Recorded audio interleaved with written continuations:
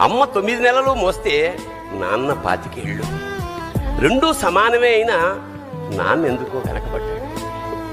ఇంట్లో జీతం తీసుకోకుండా అమ్మ, తన జీతం అంతా ఇంటికే ఖర్చు పెడుతూ నాన్న, ఇద్దరి శ్రమ సమానమే అయినా అమ్మ కంటే నాన్న ఎందుకో వెనకబడ్డాడు.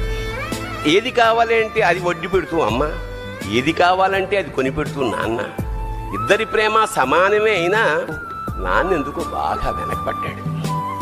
ఫోన్లోనూ అమ్మ పేరే, దెబ్బ తగిలినప్పుడు అమ్మా అని పిలవడే, అవసరం వచ్చినప్పుడు తప్ప మిగతా అప్పుడు గుర్తురానందుకు నాన్న ఎప్పుడైనా బాధపడ్డా? అమ్మకి అన్నో కొన్నో బంగారు నగలు, నాన్నకి బంగారు అంచున్న పట్టు పంచి ఒకటి. నాన్న ఇలా వెనకబడిపోవడానికి కారణం ఆయన మా అందరికీ వెన్నెముక కావడమే. వెన్నెముక వెనక ఉండబట్టే కదా దన్నుగా నిలబడగలుగుతున్నాం. ఇదేనేమో నాన్న వెనకబడిపోవడానికి కారణం.